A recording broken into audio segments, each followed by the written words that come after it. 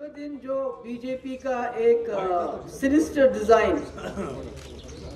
जम्मू कश्मीर की जो 370 खुसूसी पोजीशन खत्म करने का मकसद अब सामने नजर आ रहा है, जिसका ये जो लोग पिछले 5 साल से, चाहे वो रहबर ज़राअत, रहबर जंगलात या रहबर खेल या इवन NYC वाले तो उससे भी ज़्यादा टाइम से काम कर रहे थे, तो उनको इस तरह से इस वक्त नौकरियों से निकाल के इसको SSRB को रिकमेंड करना, ये उस बात की तरफ इशारा करता है जो हम बार बार कहते हैं कि अभी तक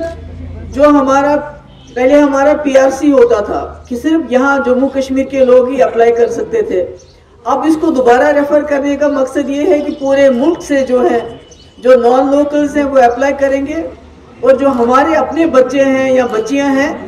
वो बेरोजगार से महरूम हो जाएंगे। ये हमें पता है, ये रोजगार से महरूम हो जाएंगे, इसमें कोई शक नहीं है। तो इससे बड़ा जुल्म क्या हो सकता है कि जिन्होंने अपना खून पसीना पिछले 5 साल से दिया, अलग अलग महकमों में काम करते रहे, ये पढ़े लिखे लोग हैं, ये कोई अनपढ़ नहीं है और इनका सिलेक्शन भी बाज़ाब्ता तरीके से हुआ है, मगर उसके बावजूद जिस तरह से एक रास्ता बनाया जा रहा है यहाँ के लोगों को दरकिनार करके, यहाँ के लोगों को डिसएम्पावर करके, उनको माइशी तरीके से, इकोनॉमिकली तरीके से, फाइनेंशियली तरीके से कमज़ोर करके बाहर के लोगों के लिए राह हमवार की जा रही है। ये बहुत अफसोस है और इसके लिए जिस तरह कल निकले थे, प्रोटेस्ट किया था, मैं समझती हूँ कि एक जमहूरी निज़ाम में पुरअमन तरीके से प्रोटेस्ट करने के अलावा और कोई चारा नहीं है। जुलाई से पहले इनको निकाला गया और आज वो सड़कों पे आ गए हैं। मैं समझती हूँ हमें किसानों से सबक लेना चाहिए, मगर हमारे यहाँ दिक्कत ये है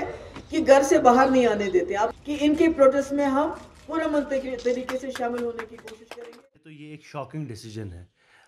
हज़ारों बच्चे हमारे जो एजुकेटेड यूथ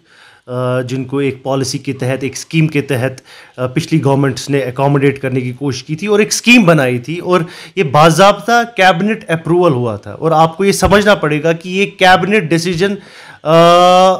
जब भी होता है किसी चीज़ पे, उसके पीछे लोगों की स्टैंप होती है। वो कैबिनेट वहाँ पर बैठा था because people voted for them, और यहाँ पर अनडेमोक्रेटिकली, इलीगली जो ये डिसीजंस ले रहे हैं, ये